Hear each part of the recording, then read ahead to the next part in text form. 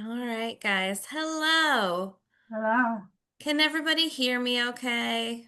Yes. Yes. Okay, great. I was telling Charlie earlier, I missed the whole work from home thing with COVID. So I never got good at Zoom. So please forgive any technological errors on my part. So I am going to share my screen. So this is the first test to see if I can do this. Let's see, share screen.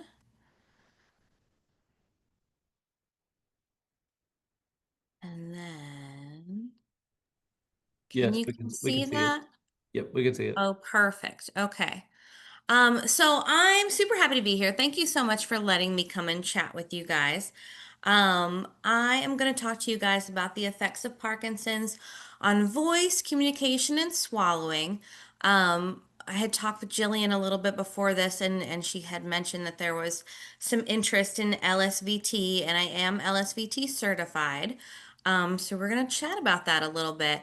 I'm a super casual person, so if you want to just stop me with questions at any time, go ahead. I'll also leave time at the end to chat more, but it's fun when it's interactive. Okay. So this is just a fun little quote. Let me move this out of the way so I can see you guys. If my possessions were taken from me with one exception, I would choose to keep the power of communication, for by it I would soon regain all the rest.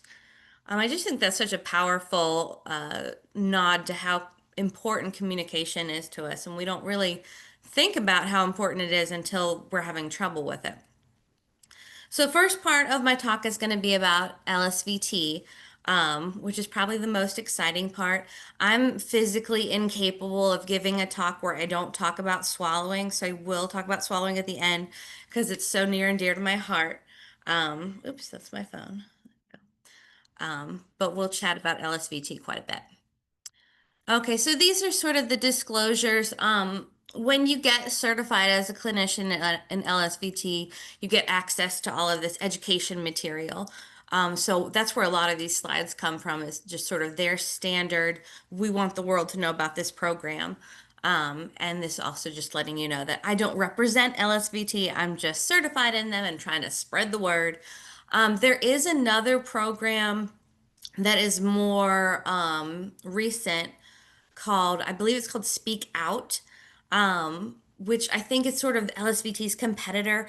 I don't know anything about it because I'm not trained in it. However, I will say a lot of speech therapists I know and respect are also trained in that one. So I'm not going to say one is better than the other. If you can only find somebody who's certified in the other version, I'm sure that would be comparable. Okay. So today we're going to talk about sort of the impact of something called neuroplasticity in rehabilitation for folks with Parkinson's. And neuroplasticity is just the idea that the brain can change, the brain can adapt in a good way to challenges. We'll talk a little bit about the background and how LSVT was developed. You'll hear me just say LSVT a lot because in the beginning, it was just LSVT, which stands for Lee Silverman Voice Treatment. Since then, they've rebranded it as LSVT Loud, which is the speech version. And then we'll talk very briefly.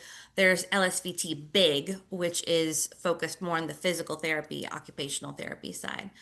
We'll talk a little bit about research. LSVT is super proud of their research and they have a lot to share. I'm going to cut that down a little bit because it's research.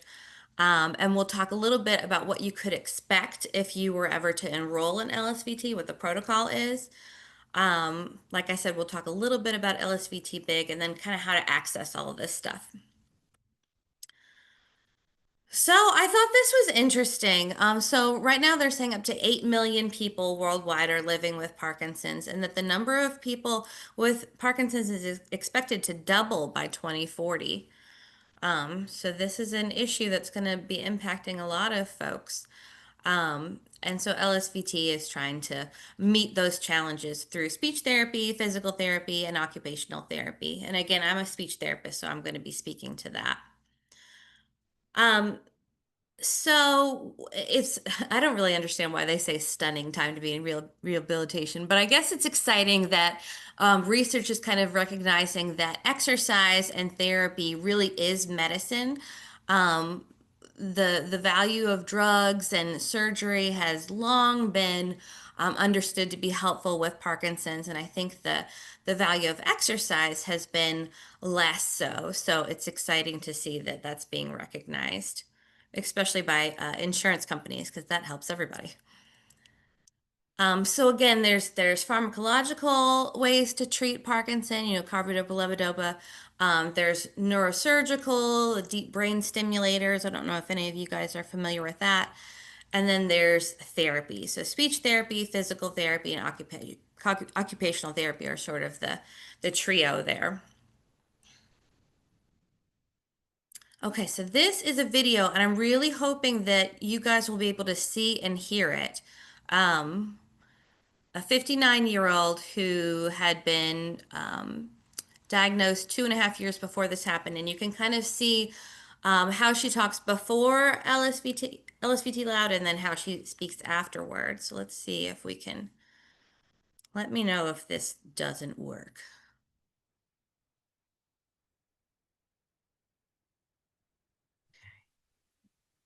Have you noticed any changes in your speech or your voice that you may Can you guys hear that? Yeah, we can hear it. Okay, great. associate with Parkinson? Yes, I don't speak that a lot of times. Anything else? Horse. Anything else? I stutter, which I never did before. Do this for me if you would. Take a deep breath. This is about voice and communication and swallowing. I just have to remember that.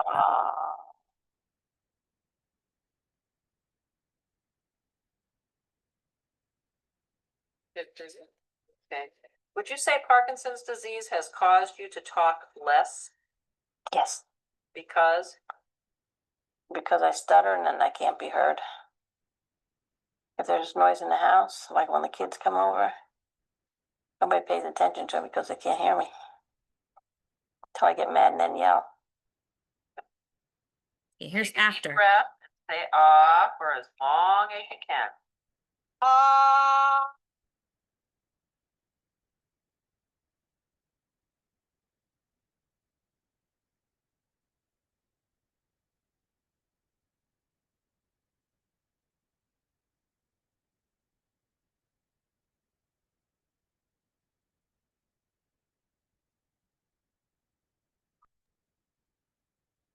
Changes in your speech or your voice as a result of the speech therapy. Oh, yes. What have you noticed? I talk louder. I think louder. I'm going to sing with the Sons of Pioneers one of these days with my Good for you. That's excellent. What practicing do you do at home? my ahs, my highs, and my lows, and I read out the mail out loud. Excellent. Do you feel like practicing helps? Oh, yes. Do you feel as though people can understand you all of the time now? Majority of the time, unless it's my husband, and he'll say, "Well, I can't hear you." Good for you. But I think he does that just to be cute. I think he does too. Has anyone commented that it's easier to understand you now? Oh, yes, I set some of our friends back when we went to their house and I talked loud. Lou says, "What the hell happened to you?" My daughter said, "Oh, Ma, that's you?" Isn't that good? Don't you feel wonderful? Oh, yeah, because now she can't say, "I didn't understand what you said." Right? No excuses, right? Yeah, That's no right. excuses. That's right. So what do you do when you want to be as easy to understand as possible? Think loud. All right.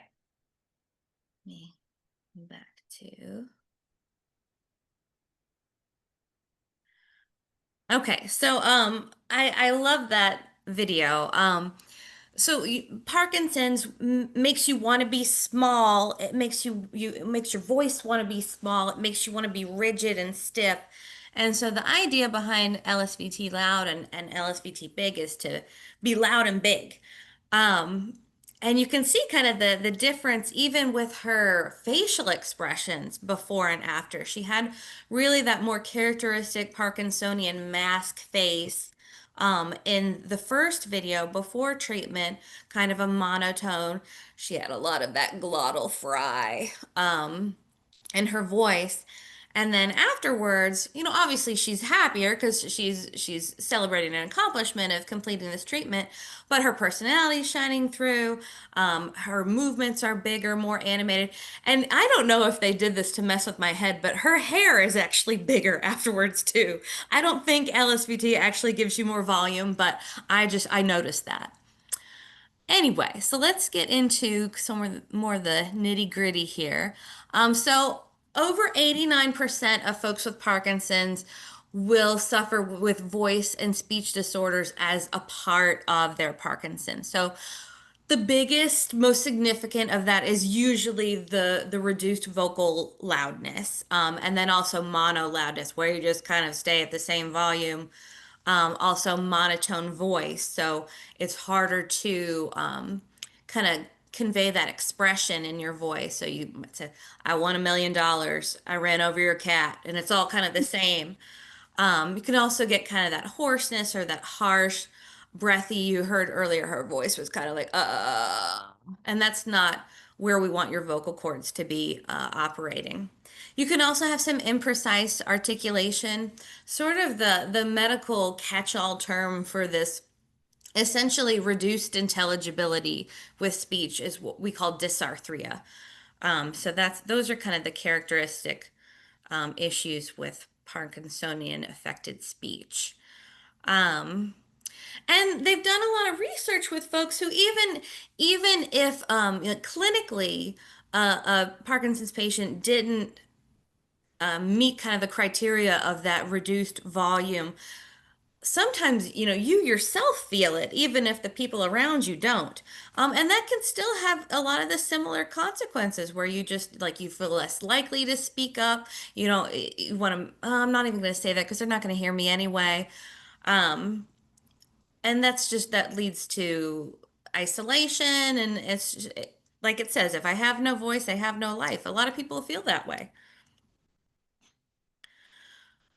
So we've leaned a lot on medication with Parkinson's in the past, which has been really helpful for the movement disorder aspect of Parkinson's, but there really hasn't been much research to support that it improves speech, which is what we're talking about today.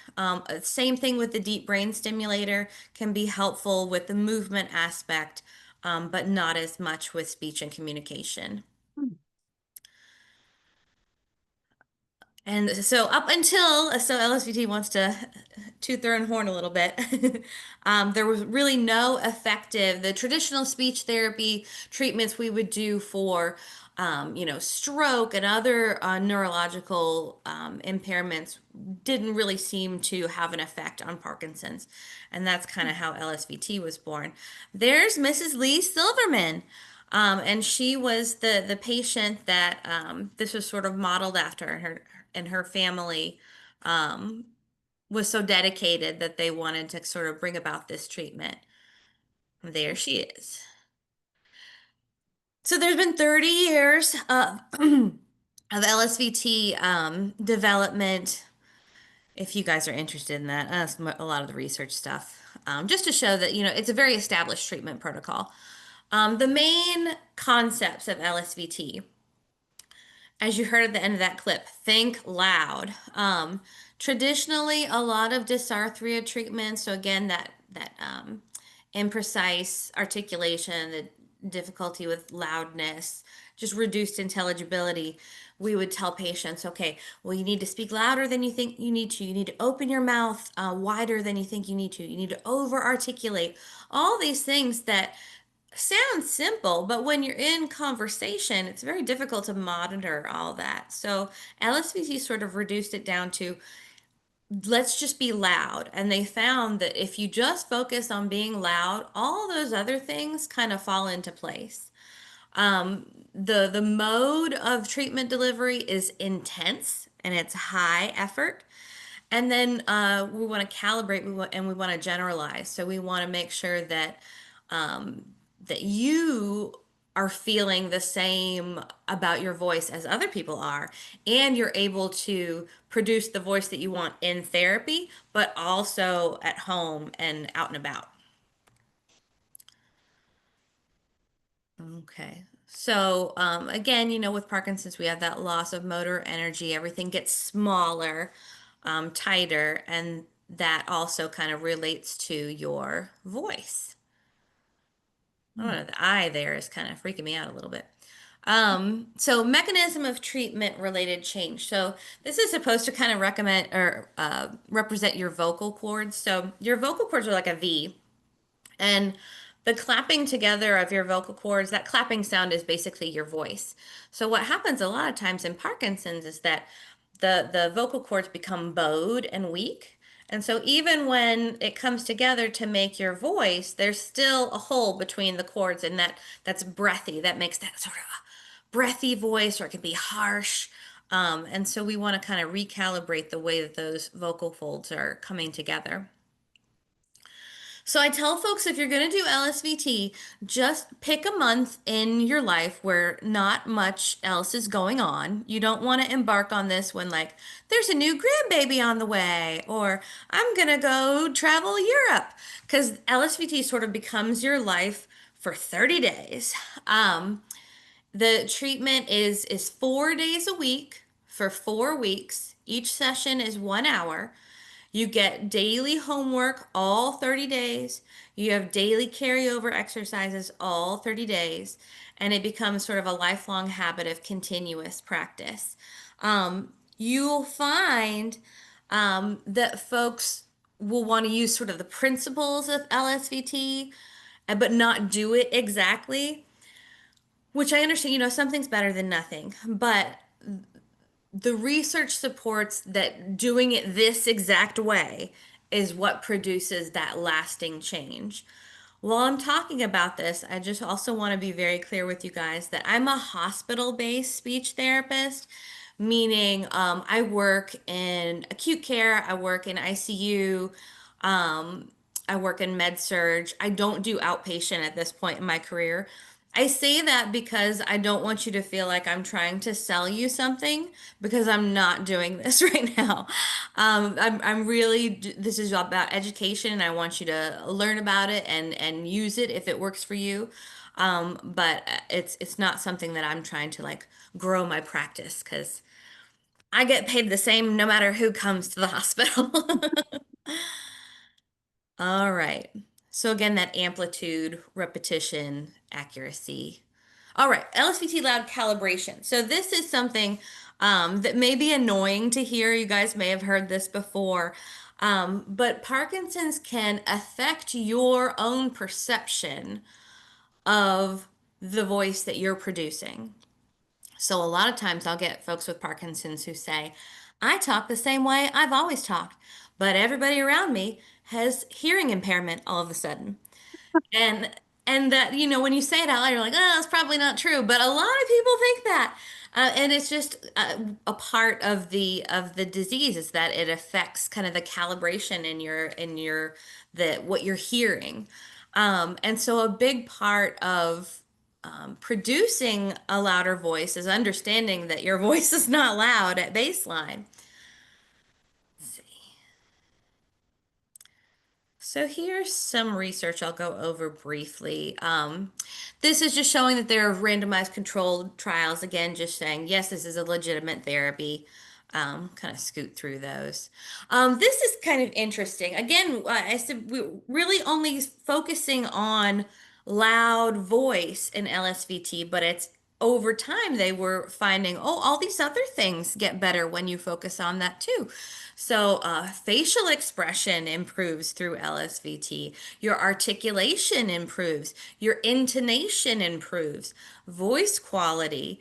Your vocal cords come together better. And we'll talk about my little baby swallowing later. It also improves a bit with LSVT in some patients. So this is a chart just showing kind of before and after um, of oral residue with, so this is more about swallowing, showing that there are small increments of improvement with swallow function after doing LSVT in folks who started with difficulty with swallowing. It's not like the go-to treatment. If you just come in and say, I have Parkinson's and difficulty swallowing, I wouldn't be like, let's sign you up for LSVT. It will give you a little extra bonus, but it's focused on your communication. And these are just brain scans that show that LSVT literally changes the way your brain works. That's the neuroplasticity to improve those things, to create lasting change for years after you finish those 30 days. It's really an investment because like I said, it sort of takes over your life for 30 days, but they've had studies that show that the improvements that you get from that are holding well over 5 years after treatment. So why does research matter? Why do they spend so much time talking about this? So some of it's to create buy-in. We want to make sure that you feel comfortable doing something that is evidence-based. It gives the patients confidence. It's also helpful for your clinician, your therapist, to call your insurance company and say, well, this is why I need to have Miss Smith in therapy 4 days a week for 4 weeks. Because if you pay for this now, you're going to have to pay for a lot less later because this stuff works.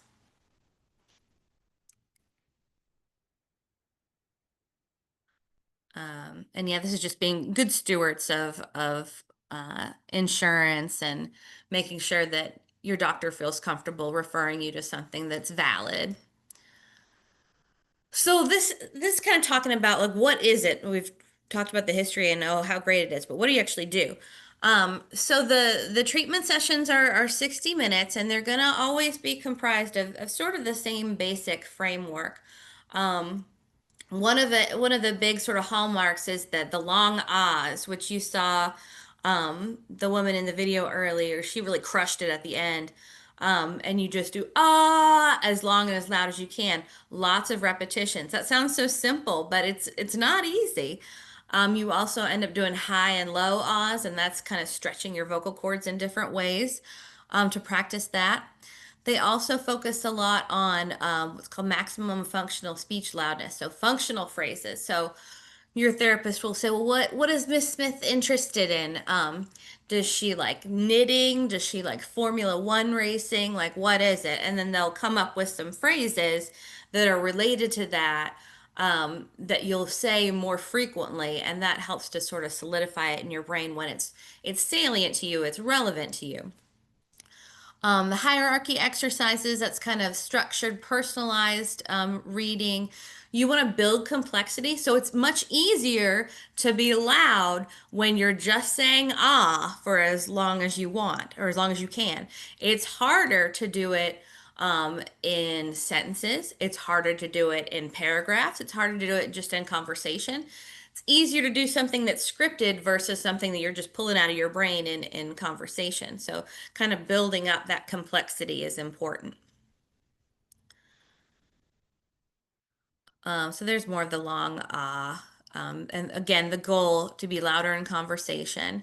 And I tell this to patients a lot, and it's so annoying to hear, I know. But if you don't feel like you're talking too loud, you're not talking loud enough. Because the Parkinson's is going to want to make you feel that you are shouting. Um, Something that can be helpful for this, I used to tell people to go to Radio Shack to get this, but I don't think Radio Shack exists anymore. So go to Amazon, and you can buy, they're called sound level meters. You can buy just cheap ones. They're not going to be super accurate, but the importance of it is that it's kind of this objective reading. And it'll tell you, it has a little microphone on one end and a screen on the other, and it'll tell you how many decibels you're talking at. So it can kind of help with that calibration. If you see that, whenever I talk, the number's 40, when everybody else is talking, the number's 75, that can kind of help reinforce that idea that, okay, maybe it's not that everyone has hearing loss. Perhaps it's me. At the same time, when I say, oh, it's me, I'm kind of joking around, but also, your voice is so personal. And sometimes we think of constructive criticism on our voice as being like an attack on our person. It sounds silly, but it feels that way. Like, think about when you've heard yourself recorded. I'm sure I'll listen to this later and be like, oh gosh, is that really how I sound? Because it's like a reflection of who you are. So doing this small shift, which sounds very frou-frou, but I promise it really does feel better. Instead of saying, my voice sounds harsh, my voice is too quiet, you say, oh, the voice sounded too quiet there. I heard that the voice was harsh, and saying the voice instead of my voice, you kind of depersonalize it a little bit, and it makes it easier emotionally and mentally to work on it because you're kind of disconnecting it as part of yourself. I just talked about that. So we're retraining your sensory calibration, learning new internal cues for normal vocal loudness. So kind of having to trust in others that, no, you're not shouting at me right now. You are speaking at a normal volume. Quick plug for my occupational therapy and physical therapy brothers and sisters. They do LSVT Big. So it's very similar to LSVT Loud in that we're trying to take something small and make it bigger. So Parkinson's makes you want to do the shuffle gait. And small movements. So LSVT Big is all about making big movements.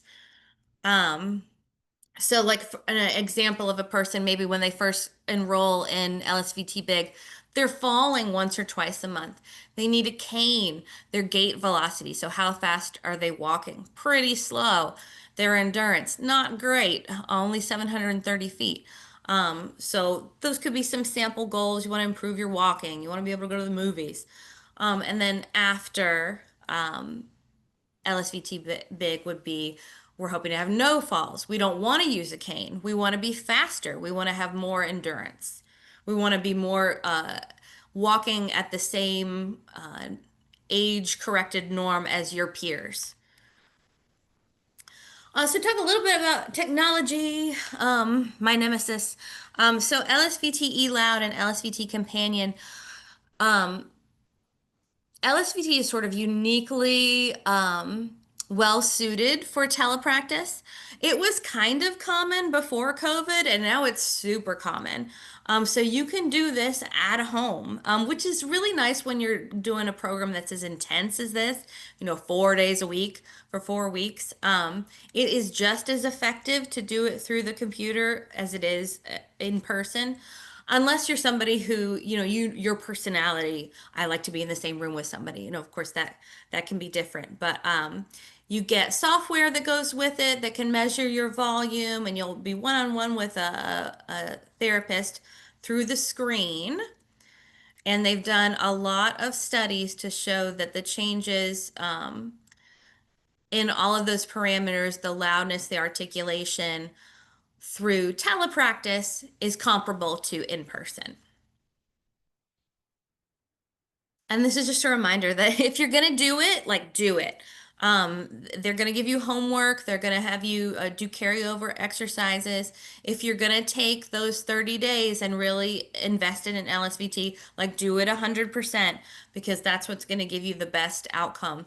If you just do the treatment in this session, that's great, but without the homework, without generalizing it, those benefits aren't going to walk out with you back home after you leave the office. LSVT does offer sort of tune-ups and different group exercise options. They have some kind of groups sort of like this that people get together with. So it's sort of a community. So if you're really interested in this, what do you do to get started? So you would ask your doctor for a referral and order you would want a speech therapy order for LSVT Loud, and then you'd want physical and occupational therapy orders for LSVT Big. That can sometimes doctors don't, they just write an order for speech therapy, and that can kind of leave you high and dry because not every speech therapist is certified in this. So it can be helpful to sort of do your own research and go to this website, lsvtglobal.com. You can put in your address and it'll show you, here's all the therapists and their phone numbers. of their workplaces who are certified in this to kind of narrow down your search. And they have monthly webinars, much like this, which is great. Okay, so that's what I had to talk about LSVT. I want to sort of briefly talk about swallowing, which is another thing that can be affected by Parkinson's. So let's talk anatomy. Dysphasia is sort of the medical term for difficulty swallowing. Um, so you see, here's the little guy here. I always like to point out how big your tongue is. It is not just the part that you can stick out. It goes all the way down here. You can see that big muscle on the guy's face is his tongue. The green, for whatever reason they've chosen green to represent food, we want it to go down your esophagus, right? We don't want it to go down your trachea. Food and liquid go down your esophagus. Only air, the trachea. That's all we want. That's your windpipe. We want wind to stay in the trachea. We want food to stay in the esophagus. Excuse me. So on the left, you can see this person is swallowing normally. The food is going where it's supposed to go. On the right, you can see the beginnings of something called aspiration, which is where food or drink kind of literally goes down the wrong pipe. So with Parkinson's, it's usually either oral dysphagia or pharyngeal dysphagia. Sometimes esophageal, but that's not very common.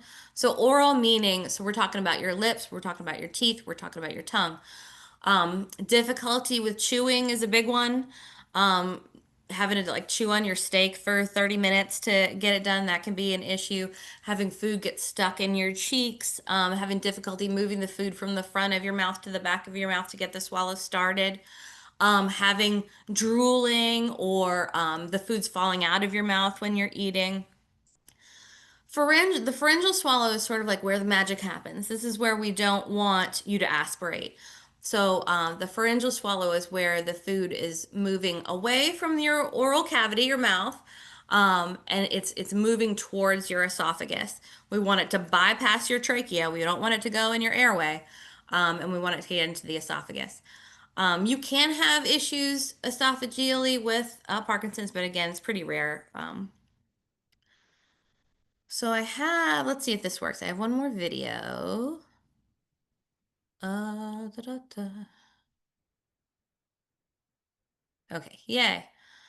So here, this is two side-by-sides of a modified barium swallow study, which is a radiology test. I do these all the time, where a patient comes in, says they're having difficulty swallowing. And say, okay, well, let's check out what's under the hood.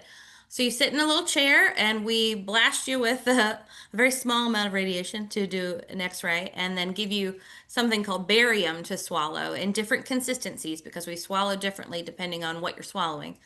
Barium is radio opaque, meaning it shows up as black on the x-ray. So this will kind of give you an idea of normal versus not normal. So first we're going to have the normal swallow. We only want the food to enter the esophagus, not the trachea. So here's getting ready. There's the barium, and it went down exactly the way it was supposed to. So here's abnormal. And we got some trickle down there, and then they aspirated. So this whole area here in the front, none of that liquid should be in there. Oftentimes with Parkinson's, maybe 50-50, we have what's called silent aspiration. So when things go down the wrong pipe, that's aspiration. We don't like aspiration because eventually it'll get into your lungs. Your trachea leads to your lungs, and that can cause pneumonia. So we don't like that. Before Parkinson's, and sometimes even with Parkinson's, if something goes down the wrong pipe, you'd be coughing and choking and your eyes would be watering and you'd feel terrible. And that cough is good. We want that reflex. That cough is trying to get that material out of your airway. But sometimes with Parkinson's and sometimes just with age, you kind of lose the sensation back there. And that's when you get silent aspiration, which is more damaging and more dangerous because you don't feel it. So it just goes down unchecked. There's no cough, and you're more likely to develop a pneumonia from that. So while it's nice to not cough, we actually kind of want you to cough. So why is swallowing important? So obviously nutrition, hydration, pretty important to survival. The social aspect, this is another one of those things you don't realize how important eating and drinking is to like your social life until, oh, I don't want to go out to eat because I know I'm going to start clearing my throat and I'm not going to stop for an hour and a half and it's going to be irritating. And then suddenly, you can't go out for Sunday dinner with folks all the time. Um, but the most medically relevant is, again, that aspiration and infection. Aspiration pneumonia is super common, and we don't want that at all. So symptoms of difficulty swallowing, if you get a wet voice after you take a drink, where people kind of want to say, hey, clear your throat. That can be a sign. So your vocal cords sit on top of that airway, that trachea, or that little V. And so if your vocal cords sound wet afterwards, that's an indication that perhaps when you're swallowing, the liquid is getting on top of your vocal cords. And then when they vibrate, it sounds kind of gurgly. We don't like that because your vocal cords are kind of the gate to your airway. So that can be a sign. Also sounding just kind of gurgly. Runny nose and eyes during and after meals, that can be a sign of silent aspiration. It can also be a sign for reflux, so either one of those. Of course, kind of the classic coughing when you're eating and drinking, throat clearing. But then even in the absence of all these other signs, if you have Parkinson's and you're getting pneumonia a lot or you're getting bronchitis a lot, we should probably check your swallowing. So if you have one of these issues, what do you do? So again, you'd ask your doctor for an order for a swallow study. We love acronyms. So an MBS is the most common. That's the one that I showed you there, the X-ray modified barium swallow study. There's also a FEES, which I love to do. It stands for fiber optic endoscopic evaluation of swallowing. Better remember that. I'm just kidding. But it's a camera that we kind of put in your nose and can actually see what you're eating and drinking and how it's going. And you'd come to see somebody like me to work with you on your swallowing. Again, exercise is medicine. We can do exercises to strengthen up your throat. Sometimes we can modify your diet, which is sort of the band-aid. So let's say when you drink regular liquids, you cough and choke, but if I thicken your liquids a little bit to give you more time to swallow, you think about if you splash Coke on the wall, it dribbles down immediately. You splash maple syrup on the wall, it goes down slowly. Thicker things give you more time. Thickening your liquids could be sort of a band-aid to keep you safe right now while we exercise your muscles to get you to where you don't need the thickened liquids anymore. Also, compensatory strategies. Sometimes if I have you in a little x-ray booth, I can say, well, let's tuck your chin when you swallow, or let's turn your head to the left. Sometimes different maneuvers can help you swallow more efficiently or better. But the goal is always to have the least restrictive plan in place. All right, that was a lot of chatter. Do you guys have any questions for me about any of that? Communication, voice, swallowing? And I don't even know if I can see. Oh, there's something in the chat. Let's see. Oops. Yeah, I'm not sure what point they put that in there, but it looks like there's apps on your phone for a certain part of what you were talking about. Kate. Oh, maybe for the feedback of your vocal loudness. I have seen that there are a few apps that can tell you how loud you are. And is that the last slide, Kate? If it is, I can switch it so you can see the is. people better. Oh, I think I have references. There's one more of if you guys want to check out my research. Oh, there's my email address. Feel free to email me. I'm a nerd, so I love answering questions. I'm here as a speech language pathologist. I'm not your speech language pathologist, so I can't treat you through email, but I'm happy to kind of direct you wherever you need to go and help you navigate the system. There's some credits, and yeah, that is, now I'm done. Yeah, if you'll just hit stop sharing, then I can make it where you can see everybody. Let's see. And now, okay. You should be able to see people better now, Kate. Okay. All right, folks, how we feeling? Any questions or any comments or? I had a question. Sure. My name is Martha, and I have Parkinson's, of course. And several years ago, it's been 4 years ago now, 3 years ago, um, I discovered through my ENT doctor, because my voice was getting very soft and people couldn't hear it.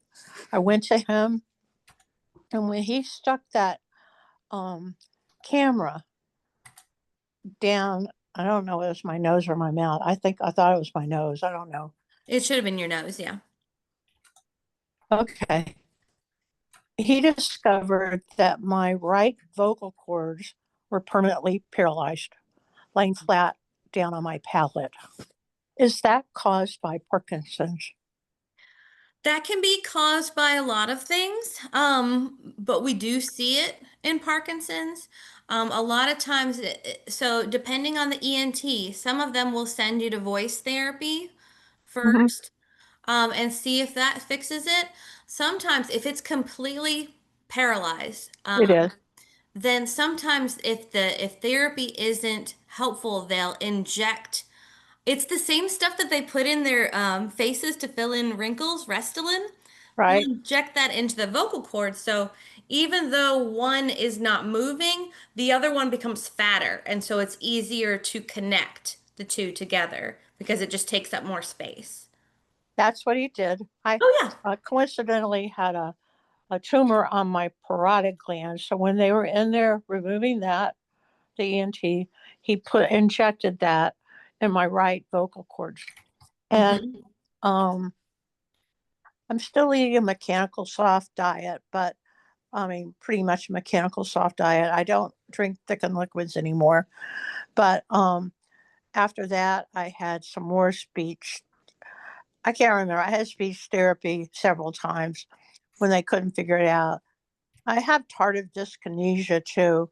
Mm, And the ENT doctors said there's just no evidence out there to prove um, what could have caused, if that caused it, or Parkinson's, what caused those um, vocal cords to become paralyzed permanently.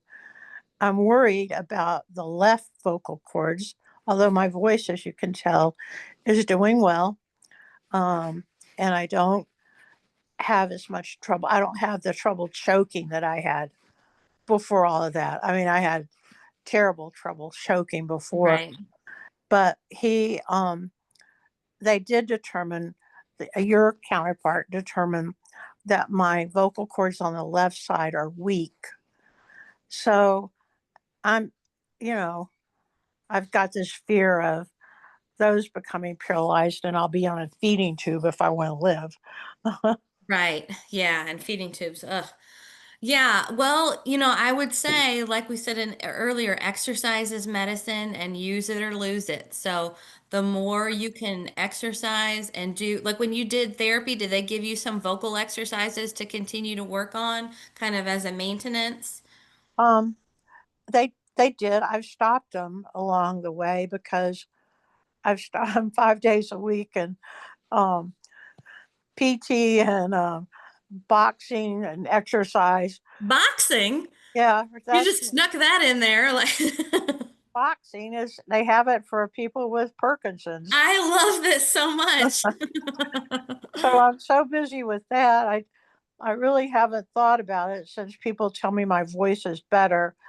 But hearing you talk today, I it brings back that concern that the left ones, you know, could end up the same way. So, yes, maybe I could again try those exercises if I can find them here. Yeah, and Google can be your friend too. Okay. Um, yeah, uh, a speech therapist came and spoke to our boxing class recently and told us about her services. She Oh, keeps that's so at fun. home, yeah, and Uh-huh. helps people. So anyway, well, thank you. I just wondered if you knew of a cause and effect there. I've Yeah, always, I think typically with Parkinson's, we see a lot of the bowing, not necessarily total paralysis, but a lot of things can cause that. yeah, Even viruses can cause that, which is kind of terrifying, but it's true. yeah. Um, Well, thank you so much. you're so welcome. I Unless see. somebody else has questions now. I see a question from Susan. How prevalent are certified LSVT therapists? Um, Not as prevalent as we'd like. Again, there's the other sort of competitor, which is Speak Out, which is also, I think, really good. I say that just because I know some speech therapists who I really respect who are certified in that. Um, but the easiest thing to do is to go to that lsvtglobal .com website and type in your address and you'll see all the people. North Carolina actually has a pretty good number, just because we have a lot of hospitals in North Carolina and a good number of research universities, and those tend to produce a lot of certified therapists. What did you call it? The website is LSVT Global. LSVT Club. Okay. I'm Mhm. sorry, I missed the very first.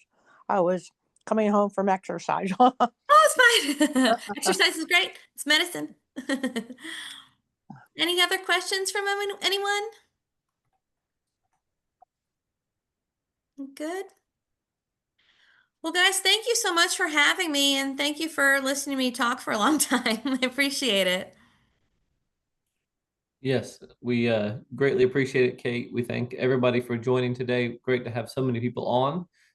And we are going to have this recording. I think Jillian's going to be working on making that available if you guys would like to go back and check this out at a later time. But thank you guys so much for being on today. There are lots of other exciting things coming up. So be on the lookout for the emails and other information coming out. And obviously always reach out to Jillian or others on our staff if you guys need anything. So thank you guys so much. And thank you, Kate, for being on and sharing all that today. My pleasure. Thank you. Thanks.